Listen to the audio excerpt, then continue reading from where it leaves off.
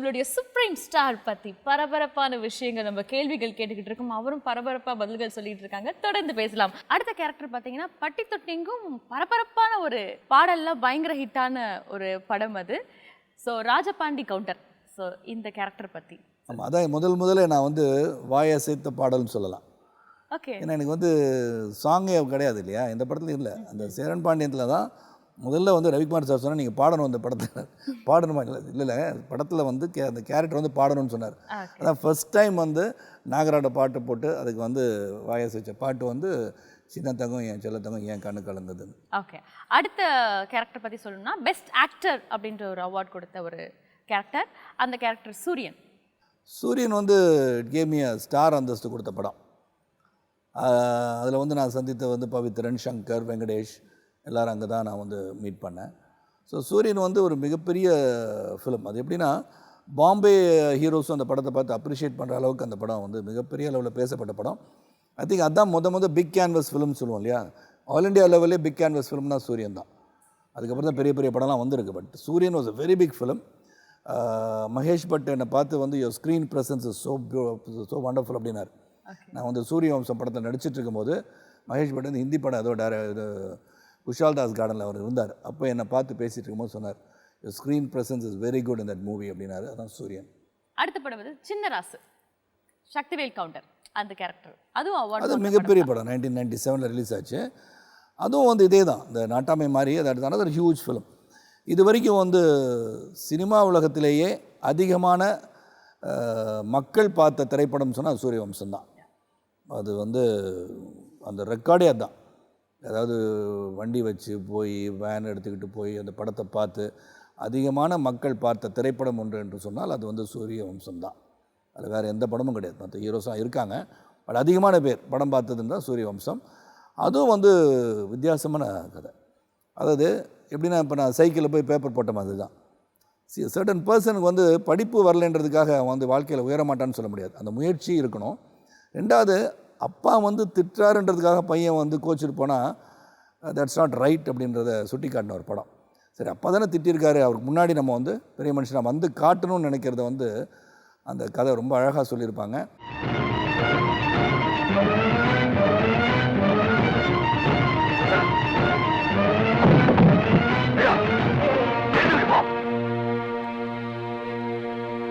அவனுக்கு இந்த வீட்டுக்கும் எந்த சம்பந்தமும் கிடையாது. அவன் முகத்துல யாரும் முடிக்க கூடாது. நீர் யாராவது பார்த்தா அவங்க இந்த வீட்டில் இருக்க மாட்டாங்க. அப்பம் பச்சை கேட்கல, இவன் ஒரு உதவாக, இந்த உதவாகரை நம்பி வந்து அவன் ஒரு உதவாக, இந்த ரெண்டு உதவாகரை ஒன்னா சேர்ந்து உருப்படாம தான் போகும். அதாவது இப்போ வந்து லேடி சூப்பர் ஸ்டாராக இருக்காங்க நயன்தாரா. பட் அவங்களுடைய அறிமுகம்னு பார்த்தா வந்து ஐயா படம் தான். அவங்க உங்களை சுற்றி ஆடிக்கிட்டு இருப்பாங்க, பட் நீங்கள் முறைச்சிட்டு இருப்பீங்க. ஸோ அந்த ஒரு சீன் அதை பற்றி எங்களுக்காக சொல்லுங்கள் சார். இல்லை, நயன்தாரா வந்து முதல் நாள் வந்து படத்தில் நடிக்க வரும்போது ஹைலி மாடர்ன் ட்ரெஸ்ஸில் வந்தாங்க. பெரிய வந்து நல்லா தெரியும், சிவந்திபுரம்ன்ற இடத்துல படப்பிடிப்பு நடந்துட்டு இருந்துச்சு. ஹரி பரபரப்பாக துரத்துறாரு. யாரை துரத்துறான்னு பார்த்தா ஹீரோயினை துரத்துறாரு. கூட்டிகிட்டு போங்கயா. ஹைலி மாடர்ன் ட்ரெஸ் வந்து இறங்குறாங்க. இவங்க தான் இந்த படத்தோட ஹீரோயின்னா ஒரு செட்டே ஆகாதியா, சீக்கிரம் காரில் ஏற்றி ரூமில் இருக்க சொல்லுங்கள், அப்புறம் சாயந்தரமாக ட்ரெஸ்லாம் கொடுத்து பார்க்கலான்னு சொன்னதான் நான் நயன்தாரா பார்த்தேன். இப்போ எப்படி வந்து இறங்கினாங்களோ அதோட மாடர்னாக ஷி ஹஸ் க்ரூம்ட் ஹர்செல்ஃப் வெல்னு சொன்னோம். I'm very happy. அந்த மாதிரி பல பேர் வந்து உழைப்பு, ஒரு ப்ரொஃபஷ்னலாகவே வந்து getting involve, trying to make it in லைஃப்பில் நயன்தாரா ஒரு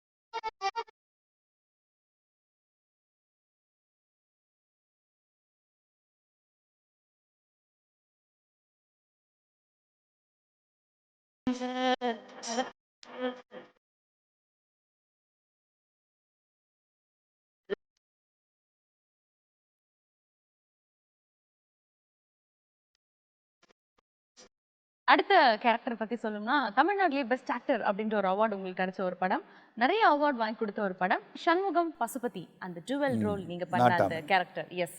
ஸோ இந்த நாட்டாமை படத்துல வந்த அந்த கேரக்டர் பத்தி நாட்டாமை வந்து ஐ திங்க் அந்த நாட்டாமை சூரியவம்சம்லாம் ஒரு பெரிய பெரிய பெரிய வித்தியாசமான படங்கள், மண் வாசனைக்கு ஒத்த ஒரு படங்கள் அதெல்லாம். அது வந்து நாட்டாமை வந்து இப்படி தான் வந்து பிரதர்ஸ் இருக்கணும் அப்படின்னு சுட்டி காட்டின படம்னு சொல்லலாம். அந்த அளவுக்கு வந்து ஒரு பாசம், உறவு, குடும்பம் எப்படி இருக்கணும், எப்படி வந்து ஒரு அண்ணன் சொல்லிட்டாருன்றதுக்காக எப்படி மதித்தான் அந்த பசுபதின்றதுக்கு ஒரே ஒரு சீன் வந்து வீட்டை விட்டு போன்னு சொன்ன பிறகு நானும் மீனாவும் வந்த பிறகு நான் தவறு செய்யலை, இருந்தாலும் அண்ணன் சொல்லிட்டாங்க, ஏங்க நீங்கள் சொல்லியிருக்கலாம்லன்னு கேட்பாங்க மீனா. அண்ணன் கேட்கலையே அப்படின்னு நான் சொல்லுவேன். அவர் கேட்டுன்னு தான் சொல்லியிருப்பான், அவர் அது கேட்கவே இல்லையே, தீர்ப்பை கொடுத்துட்டாரு, அதனால் அவர் சொல்லிட்டாருன்னா அது கேட்கணும் அப்படின்னு சொல்லுறது அந்த படம். எஸ். அதுல நீங்க பேசுற டயலாக்லாம் இன்னமும் வந்து எங்களுக்கு ஞாபகம் இருக்கு. அந்த அளவுக்கு ஆணித்தனமா எங்க மனசுல பதிய வச்சிட்டீங்க. அதுக்கு காரணம் ரவிக்குமார் சார். ஆமா, நீதி, நேர்மை, நியாயம்டா, தர்மம்டா. சூப்பரான டயலாக் சார். ஸோ அடுத்த கேரக்டர் வந்து நம்ம பச்சை கிளி முத்துச்சரம் அந்த படத்துல வந்து வெங்கடேஷ் கேரக்டர், அதை பத்தி சொல்லுங்க. ஒரு டிஃப்ரெண்டான ஒரு கதை. அது வந்து ஒரு ராங்கான ஒரு பாதையில் சென்றவன் எப்படி திரும்பி வரான்றதான் இல்லை. Somewhere every human maths a mistake. அந்த மிஸ்டேக்கை உணர்றது ஒன்று, அந்த மிஸ்டேக்கை வந்து அது தன்னுடைய உறவினர்களோ இங்கே இந்த படத்தில் வந்து மனைவிகிட்ட வந்து சொல்கிற சீன் வந்து இன்றைக்கும் நான் பார்க்குறேன். சில சமயம் அந்த சீனை போட்டு பார்ப்பேன். How he tells that scene, இந்த உண்மை இந்த மாதிரி நடந்துருச்சுன்னு வந்து சொல்கிறது வந்து என்னால் மறக்கவே முடியாது. It's very difficult to handle that scene. வாழ்க்கையிலே வந்து ஒரு உண்மையை வந்து உண்மையை சொல்கிறதே ரொம்ப கஷ்டம் சில சமயம். அதை தைரியமாக போய் சொல்லிடணும்.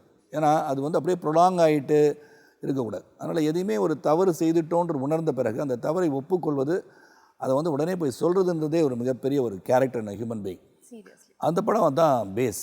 அது வந்து நான் சொல்கிறது, அப்புறம் எப்படி வந்து தவறுகள் நடப்பது இயல்பு, அந்த தவறு நம்ம வந்து எப்படி கேர்ஃபுல்லாக இருக்கணும் ஒவ்வொரு விஷயத்துலையும் அப்படின்னு சுட்டி காட்டியிருக்க படம் தான் அது. அது வந்து ஒரு பக்கம் தவறுகள் நடப்பது வாய்ப்பு, உங்கள் சூழ்நிலை அதெல்லாம் இருக்கிறது, இதெல்லாம் வந்து சொல்லிக் கொடுத்த படம் தான். ஒரு கருத்துள்ள படம் தான் பச்சை கிளி முத்துச்சரம். அண்ட் கௌதம் மேனன் வந்து நல்லா ஹேண்டில் பண்ணியிருந்தார்.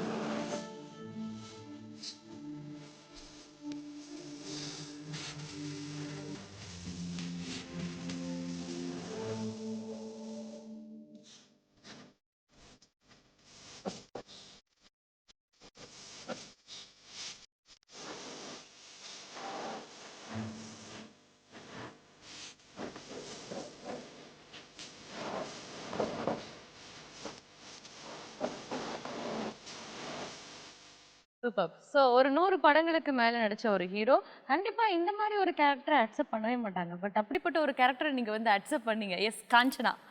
ஸோ காஞ்சனா வந்து ஒரு டிஃப்ரெண்டான சரத்குமார் சார். சார் நீங்க இப்படியும் நடிப்பீங்களா, சூப்பரா நடிக்கிறீங்க சார், அப்படியே ஆப்ட் ஆயிட்டீங்க சார், இது சரத் சார் மாதிரியே இல்லை அப்படின்னு நாங்கள் எல்லாருமே ஃபீல் பண்ணி சொன்ன ஒரு விஷயம். ஸோ காஞ்சனா அந்த படத்தில் வந்த அந்த கேரக்டர் பல தடவை சொல்லிட்டேன். இருந்தாலும் அந்த காஞ்சனா படத்தில் லாரன்ஸ் கதை சொல்லும் போதே நான் சொன்னேன், லாரன்ஸ் அந்த ஃபர்ஸ்ட் சீனில் நான் வந்து ஓடி வரதை வந்து பார்த்தோன்னே சிரிச்சிட்டாங்கன்னா இந்த படம் வந்து பெரிய ஃப்ளாப். ஏன்னா they should accept me there. அது என்னுடைய உருவம், this huge guy and shoulders are very big. அதில் வந்து ஒரு டிரான்ஸ்ஜெண்டர், இன்னும் நிறைய டிரான்ஸ்ஜெண்டர்ஸ் ஹியூஜாக தான் இருக்காங்க. அவர் அதை கன்வின்ஸ் பண்ணார் என்ன, இல்லைண்ணே நல்லாயிருக்கும், டெஃபரெண்ட்டாக இட் பி நைஸ், நீங்கள் பண்ணால் தான் அது நல்லா எடுபடுங்க, நீங்கள் சொன்னால் தான் மெசேஜ் வில் ரீச், நான் என்ன சொல்ல வரணும் அது மக்களுக்கு போய் சேருன்னா உங்களை மாதிரி ஒரு ஹீரோ சொன்னால் தான் நல்லாயிருக்குண்ணே, ப்ளீஸ் நீங்கள் பண்ணுங்கன்னாரு. அது பண்ண பிறகு ஐ லைக் இட். அந்த அதுவும் முதல் காட்சி வந்து நான் வந்து அந்த மேடையில் போய் பேசுகிறது தான் அந்த படத்தில். அப்போ டிரான்ஸ்ஜெண்டர்ஸ்னால் என்ன, எப்படி நம்மளை வந்து கூப்பிட்றாங்க, அது எப்படி இழிவுபடுத்துகிறாங்க, அது நாங்களும் வந்து வாழ்க்கையில் வந்து வி ஆர் ஆல்சோ கடவுளின் படைப்பு தான் நாங்கள் அப்படின்னு சொல்கிறது இமோஷ்னல் சீன். நான் வந்து முன்னாடி உட்காந்து அந்த 600-700 ஜூனியர் ஆர்டிஸ்ட் வந்து நான் பேசும்போது பார்க்குறேன்ல, மைக்லேருந்து பேசும்போது, ஸ்டேஜ்லேருந்து பேசும்போது, வசனத்தை சொல்லும் போதும் அவங்க அதை பேசும்போது அப்படியே பார்த்துக்கிட்டே கண்ணில் வந்து கண் கலங்குற அளவுக்கு இருந்தபோது நினச்சேன் this is going to be a good film. But நீங்க சொன்ன மாதிரி தான் சார், ஒரு நூல் கொஞ்சம் அப்படியே கொஞ்சம் ஏன்னா தடுமாறிச்சு. அது வந்து ராதிகா வந்து அதிகமாக வந்து பாராட்ட மாட்டாங்க. சில படத்தை பார்த்தா நல்லா இருக்குன்னு சொல்லுவாங்க. ஓகே. எனக்கு ரொம்ப பாராட்டின படம்னா அதுதான். அவங்க இப்போ நீங்கள் பண்ண மாதிரி அந்த படத்தில் வந்து பிஃபோர் கெட்டிங் கில் அந்த முடியை வந்து இப்படி இப்படி பண்ணியிருப்பேன். ஆமா சார். அது எப்படிங்க பண்ணீங்கன்னு கேட்டாங்க. தெரியல, வாட்ச் பண்ணுற எல்லாரையும் பண்ணுறது வந்து பண்ணேன். நான் ரொம்ப நேச்சுரலாக அந்த முடியை இப்படி வந்து இப்படி பண்ணீங்க, ஐ லைக் இட்டாங்க. தட் மீன்ஸ் அவளை உன்னிப்பாக கவனிச்சிருக்காங்க நிறைய பேர் இந்த படத்தை. அதான் காஞ்சனாவோட வெற்றி. ஒரு நிஜமாலே மிஸ்டர் மெட்ராஸ் பார்த்தீங்கன்னா இப்போ வரைக்கும் வந்து பாடியை மெயின்டைன் பண்ணிட்டு இருக்க ஒரு ஹீரோ, அப்படியே கொஞ்சம் ரொம்ப டிஃப்ரெண்ட்டான ஒரு கேரக்டர், மேனரிசம், பாடி லாங்குவேஜ், அதை கொண்டு வர்றது எப்படி சாத்தியம்னே தெரியல. இன்னொரு விஷயம், நீங்க யார்கிட்ட பாராட்டு வாங்குறீங்களோ இல்லையோ, ராதிகா மேடம்கிட்ட கண்டிப்பா அந்த பாராட்டு ஒரு சரியான ஒரு பாராட்டா இருக்கும். ஆமாம், ஏன்னா நல்லா இல்லைன்னா நல்லா இல்லைன்னு சொல்லிடுவாங்க. இது ஒரு படமான்னு சொல்லிட்டு போயிட்டே இருப்பாங்க. ஸோ அந்த மாதிரி because she has done so many movies she has done and she's a great performer. அதனால் அவங்களுக்கு வந்து அது பிடிச்சிருக்குன்னு சொல்லும் போது தட் மீன்ஸ் அந்த லிட்மஸ் டெஸ்ட்னு சொல்லுவோம் இல்லையா, நீ வெற்றி பெற்றுட்ட இந்த கேரக்டர்லன்னு எனக்கு தெரிஞ்சது. நிஜமாலே அவங்களுக்கு மட்டும் இல்லை சார், எல்லாருக்குமே பிடிச்ச ஒரு சீன். அது எங்களுக்காக அப்படி ஒரு வாட்டி சூப்பர் சார். ஒரு டக்குன்னு சொன்ன உடனே இம்மிடியட்டாக நீங்கள் வந்து ஸ்பான்டேனியஸாக பண்ணிக்க தெரியுமா சார்? அதுதான் சார் சூப்பர். ஸோ திருநங்கைகள் பார்த்துட்டு என்ன ஃபீட்பேக் கொடுத்தாங்க சார்? இல்லை, அவங்க எல்லாமே பெரிய, ஏற்கனவே நான் வந்து பல ஃபங்க்ஷன்ஸ் போயிருக்கேன். அப்போ வந்து என்னை வந்து நார்மலாகவே அவங்க வந்து தே லைக் மீ அலாட். அது அந்த படம் பண்ணவனு இன்னும் ரெஸ்பெக்ட் அதிகமாச்சு. ஸோ அவங்கள்ட்ட வந்து அதிகமாக நான் எடுத்து சொல்லுகின்ற வாய்ப்பும் கிடச்சிச்சு. ஒரு சிலர் செய்கிற தவறுனால் உங்களுடைய அந்த சமூகத்துக்கே வந்து தப்பான கருத்து வருது. அதை மாற்றிக்கிட்டிங்கன்னா கண்டிப்பாக வரவேற்பு இருக்கும். ரெண்டாவது, பீப்புள் ஆல்சோ ஷுட் அண்டர்ஸ்டாண்ட், அவங்களும் இறைவன் படைப்புன்னு சொல்லி அவங்கள வந்து மதிக்க தெரியணும். அது பண்ணும்போது உண்மையிலே அவங்களுடைய that community will develop. Thank you so much. நிறைய விஷயங்கள் நம்ம ஷேர் பண்ணிக்கிட்டு இருக்கோம், தொடர்ந்து பேசலாம் சார். சென்னையில் ஒரு நாள் பார்ட் 2. ஸோ இன்னைக்கு ரிலீஸ் ஆகிருக்கக்கூடிய இந்த படத்தை பற்றி பரபரப்பான விஷயங்கள் நம்ம பேசிக்கிட்டு இருக்கோம், தொடர்ந்து பேசலாம். ஒரு சின்ன பிரேக் அப்புறம்.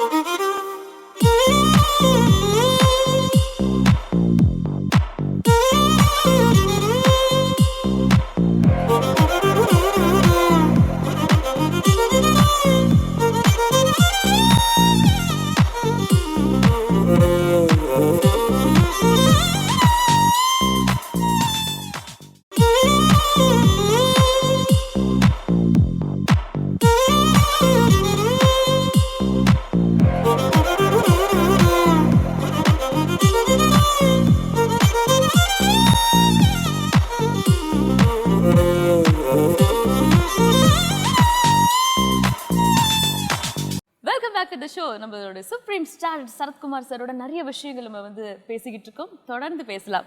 ஸோ இப்போ உங்களுக்கு நாங்கள் ஒரு டாஸ்க் கொடுக்க போகிறோம் சார். நாங்கள் ஒரு வீடியோ காமிப்போம், அந்த வீடியோவில் வந்து நீங்கள் டப் பண்ணணும். ஸோ எக்ஸாக்ட்லி வந்து டப் ஸ்மாஷ் அப்படின்னு சொல்லலாம். உங்கள் படத்தில் வந்து எங்களுக்கு பிடிச்ச ஃபேமஸான டைலாக் நாங்கள் வீடியோவை காமிக்கிறோம். ஸோ அதுக்கு நீங்கள் அப்போ பண்ண மாதிரி அந்த ஒரு கம்பீரத்தோடு நீங்கள் வந்து எங்களுக்காக டப் பண்ணணும் சார். ஓகே, ஸோ உங்களுக்காக எங்களுக்கு பிடிச்ச ஒரு வீடியோன்னே சொல்லலாம். First video. என்ற புலமுல கை வைக்கிறதுக்கு நீ யாரா? என்ற வம்சத்துல பிறந்தவங்களுக்கு விரோதி கூட வாழ வச்சுதான்டா பழக்கம், விஷம் கொடுத்து பழக்கம் இல்ல. என்ற புள்ள கொடுத்தது பாயாசம் மட்டும் தாண்டா, அதுல விஷத்தை கலந்தது நீ. காக்கா வலிப்புக்காரங்க சாவிகத்தை கொடுத்துட்டு கார்ல ஏறும்போது மறிக்குழுந்து வாசம் வந்ததுடா. இந்த ஊர்லயே மறிக்குழுந்து சென்று போற ஒரே ஆள் நீதான். எனக்கு அப்பவே சந்தேகம் வந்தது, ஏதோ நினைப்புல ஒண்ணு முடிவு. என்ற புள்ள இருந்தா ஆறு கட்டி அடிமாடி வந்து நிக்க மாட்டான். ஓகே, டப் ஸ்மாஷ் ஸ்டார்ட் பண்ணலாம் சார். ஸ்டார்ட். என்ற புள்ள மேல கை வைக்கிறதுக்கு நீ யாரடா? என்ற புள்ள கொடுத்தது பாயாசம் மட்டும் தான்டா, அது விஷத்தை கலந்தது நீ. Super super super super super super. First dubsmash பாத்தீங்கன்னா அப்பாவா வந்து உருவெடுத்து வந்தாரு, அடுத்தபடியா மகனா பேச போறாரு, அதுவும் மைக்ல பேசுற மாதிரி பேச போறாரு. Start sir. என்ன பிள்ளையா பார்த்ததுக்கு எங்க அப்பா தவம் பண்ணிருக்குன்னு சொன்னாங்க, அப்படிலாம் ஒன்றும் கிடையாது. அவருக்கு நான் பிள்ளையா பிறந்ததுக்கு நான் தான் தவம் பண்ணிருக்கணும். ஆஹா, இங்க அவரோட அப்பா இல்ல, இருந்தாலும் நான் வந்து அந்த எமோஷன் கொடுத்துறேன் அந்த ரியாக்ஷனோட. But very nice very nice very nice sir. So இன்னைக்கு ரிலீஸ் ஆன சென்னையில் ஒரு நாள் 2. ஸோ இதுக்கு முன்னாடி ரிலீஸ் ஆன சென்னையில் ஒரு நாள் அந்த படத்தில் சுந்தர பாண்டியன் அந்த கேரக்டர் பற்றி எங்களுக்காக சொல்லு. இல்லை, அதில் வந்து எப்படி வந்து ஒரு டிராஃபிக்கை டைரக்ட் பண்ணணும் அப்படின்றது தான் அந்த கேரக்டர். அதை வந்து ரொம்ப போலீஸ் ஆஃபீஸர் ஆல்சோ கால் மீன் சார், நல்லா பண்ணீங்க சார் அப்படின்னு. ஏன்னா ஒரு பிளானிங் இருக்கணும், அந்த பிளானிங் தகுந்த மாதிரி எல்லோரும் நான் சொல்கிறது கேட்கணும், நான் சொல்கிறது தான் கேட்கணும். 10 பேர் சொல்கிறது கேட்டால் ஒரு வேலை நடக்காது. Once you give me a job you should listen to me. அதுக்கப்புறம் தான் நீங்கள் வந்து டிசிஷன் அந்த சரியாக தப்பான்னு அப்புறம் தான் பார்க்கணும். ஒன்ஸ் ஒரு இதை பண்ணுங்கன்னு சொன்ன பிறகு நம்பிக்கையோடு கொடுத்துடணும். அதுக்கப்புறம் பாதியில் வந்து இங்கே வந்து சொல்கிறது இது பண்ணுங்க அது பண்ணுங்க இல்லை சரியாக வராதுன்னு சொன்னால் யாராலையும் சக்சீட் பண்ண முடியாது. ஸோ அப்படியே ஒரு character how we manage the entire route அப்படின்னு சொல்கிறது, சேரனுக்கு டைரக்ஷன் கொடுக்குறது, அது வந்து ரியலி இம்ப்ரெசிவாக இருந்தது. அதே தான் இங்கே சென்னையில் ஒரு நாள் part 2 same character been maintained here. So அதுலேயும் வந்து ஒரு இன்வெஸ்டிகேஷன் வந்து பார்த்தீங்கன்னா டக்குன்னு போயிட்டுருக்கும். இப்போ நான் வந்து சித்ராவை பார்க்குறேன் அப்படின்னா சித்ரா எங்கே இருப்பாங்கன்னு கேட்டால் ஜெயா டிவியில் இருப்பாங்கன்னு சொன்னால் ஜெயா டிவியில் வந்து பார்த்தா எங்கே போனாங்க இப்போ தான் சார் பக்கத்தில் ஏதோ ரெஸ்டாரண்ட்டுக்கு சாப்பிட போயிருக்காங்கன்னு சொன்னால் அங்கே போய் பார்த்தா இங்கே இல்லைங்க எங்கே போனாங்க இங்கே தான் இருந்தாங்க சார் பக்கத்தில் அவங்க ஃப்ரெண்டை பார்க்க போயிருக்காங்க, ஃப்ரெண்டு வீடு தெரியுமா இது பக்கத்தில் தான் சார், இந்த ஆட்டோவில் தான் போனாங்கன்னா அந்த ஆட்டோ டிரைவர்கிட்ட போகிறது, ஆட்டோ டிரைவர் எங்கன்னா அவர் டாஸ்மாக் கடைக்கு போயிட்டாருன்றது, இப்படி பார்த்தீங்கன்னா அந்த மூவ்மெண்ட் பரபரப்பாக பண்ணியிருக்காங்க அந்த படம். அப்படின்னு சொல்லும்போது அந்த படம் விறுவிறுப்பு, அதோடைய இது மற்றும் ஜேக்ஸோட மியூசிக், ரீரெக்கார்டிங் ஸ்கோரு, அப்புறம் எனக்காக என் அன்பு சகோதரர் ஜிவி பிரகாஷ் பாடி இருக்கிறது அந்த படத்தில், எல்லாமே எனக்கு ரொம்ப படம் நல்லா இருக்கும்ன்ற நம்பிக்கை எனக்கு ஒரு ஆடியன்ஸ் தான் சொல்லணும். ஸோ இன்னைக்கு வந்து தீபாவளி அப்படின்னாலே வந்து ஸ்வீட்ஸ் பரிமாறிக்கிறது, பட்டாசு வெடிக்கிறது. ஸோ இன்னைக்கு வந்து நீங்க டான்ஸ் ஆனீங்கன்னா ரொம்ப குதூகலமா இருக்கும். ஐயோ நீங்க சொன்ன காரணத்தினால எங்களுக்காக ஒரு பாட்டு பாடுங்க. அது என்ன பாடலா வரா இருக்கலாம்? பாட்டு வந்து எம்ஜிஆர் பாட்டு. ஸோ நீங்க பாடின பாட்டு தருவியா தரமாட்டியா கிடையாதுங்களா சார்? ஏன் சார்? நினைச்சலாம் பாடணும். Okay okay okay. இப்போ நினைச்சா ஏன்டா இப்படி பண்ணியிருக்கேன், ஏன்டா இப்படி பண்ணியிருக்கேன் அப்படின்ற மாதிரிலாம் தோணுது. But very nice different transformation. ஒன்னு ஹீரோன்னு 2 புரிஞ்சுக்கடா என்னோட ஃப்ரெண்ட். நல்ல ஒரு தத்துவ பாடல்ல சார் இது. ஐயோ ரொம்ப தத்துவம் அதுல. எங்களுக்காக ஒரு வரி பாடுறீங்க? வேண்டாங்க, நான் வந்து உன்னேறி இருந்தாலே பாடிடுறேன். ஓகே. சோ உங்களுக்கு எனக்கு ரொம்ப பிடிச்சி, ஏன்னா இந்த மாதிரி நாட்களில் எல்லாரும் உட்காந்து தொலைக்காட்சி பார்க்குற சூழ்நிலையில், அதுவும் ஜெயா டிவி பார்க்குற நேரத்தில் புரட்சித் தலைவர் மக்கள் தலைவர் படம் பாட்டு பண்ண தான் எனக்கு பிடிக்கும். உங்களுக்காக குரல் அவ்வளோ சிறப்பாக இல்லை இருந்தாலும் உங்களுக்காக வாழ்க்கையில் இதே போல் நீங்கள் பயணிக்க வேண்டும்.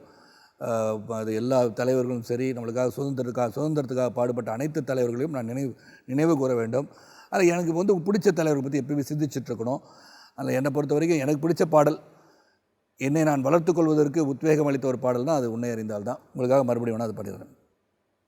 உன்னை அறிந்தால் நீ உன்னை அறிந்தால் உலகத்தில் போராடலாம், உயர்ந்தாலும் தாழ்ந்தாலும் தலை வணங்காமல் நீ வாழலாம்.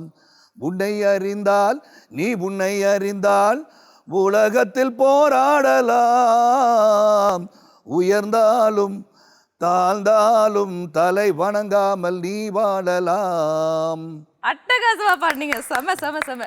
உங்களால இப்படியும் பாட முடியுது, அப்படியும் பாட முடியுது. அட்டகாசமான ஒரு நல்ல ஒரு பேஸ் வாய்ஸ் சார். நிறைய பாடல் நீங்க பாடிக்கிட்டே இருக்கணும். உங்களுடைய குரல் மூலமா நாங்க நிறைய பாடல கேட்கணும். வந்து அந்த லைன்ல வந்து சரணத்துல மாபெரும் சபைதலில் நீ நடந்தால் உனக்கு மாலைகள் விழ வேண்டும், ஒரு மாற்று குறையாத மன்னவன் இவன் என்று போற்றி புகழ வேண்டும். அது கேட்கும் போதே ரொம்ப நல்லா இருக்கு எனக்கு. உண்மையிலே எல்லாம் நீங்கள் சொல்லும் போது அதையும் வேணால் அந்த லைனையும் பாடிடுறேன். மாபெரும் சபைதனில் நீ நடந்தால் உனக்கு மாலைகள் விழ வேண்டும், ஒரு மாற்று குறையாத மன்னவன் இவன் என்று போற்றி புகழ வேண்டும். எவ்வளோ ஒரு கருத்து பார்த்தீங்களா? அது கண்டினியூஷன் வரணும்ல சார். ஆனா அந்த மேனரிசம் உங்களுக்கு நிறையவே இருக்கு சார். எம்ஜிஆர் அவர்களுடைய மேனரிசம் பாடியில அப்படி வரது இப்படி வரது சூப்பர் சார், கிரேட். ஸோ கடைசி வரைக்கும் பார்த்தீங்கன்னா அவரும் வந்து எக்ஸசைஸ்லாம் பண்ணி அவருடைய பாடியை வந்து செம்மையாக வச்சுருந்தாரு. ஸோ நீங்கள் அவருடைய தாட்ஸ் மட்டும் இல்லாமல் அவருடைய அந்த விஷயங்களும் நீங்கள் ஃபாலோ பண்ணுறீங்களா சார்? கண்டிப்பாக அவருடைய விஷயம் ஃபாலோ பண்ணுறேன்னா நான் ஒரு நாள் ஒரு அதிசயமான உண்மை. நான் பொள்ளாச்சியில் படப்பிடிப்பில் இருக்கும்போது ஒருத்தர் வந்து ஆட்டோகிராஃப் புக்கு காமிச்சார். ஸோ கையெழுத்து போடுங்க சார்னாரு. நான் உழைப்பவரே உயர்ந்தவர் தான் நான் கையெழுத்து போடுவேன், அது எல்லாருக்கும் தெரியும். அதை போட்டு முடித்தோன்னு இந்த பக்கம் திருப்பினார், உழைப்பு உயர்வு தரும். அவர் போட்டிருக்கார். அதுக்கு முன்னாடி அவர் போடுவார்ன்றது கூட நான் பார்க்கல. அது அன்னைக்கு நடந்த சம்பவம் பார்க்கும்போது ஸோ நைஸ் இட் வாஸ். அந்த உழைப்புக்கு மரியாதையும் அந்த உழைப்புக்கு வெற்றி உறுதி துவண்டு போகாமல் இந்த காலத்து இளைஞர்கள் வந்து எந்த ஒரு சூழல் இருந்தாலும் you can do it, yes you can அப்படின்னு மன தைரியம் வேணும். Failure is only an experience in your life. You have to keep going forward. It is a challenge, it is a risk, you have to face it, you have to accept it. சிறந்த தீபாவளி நல்வாழ்த்துக்கள். மறுபடியும் சேஃபான ஒரு தீபாவளி கொண்டாடுங்க. வணக்கம்.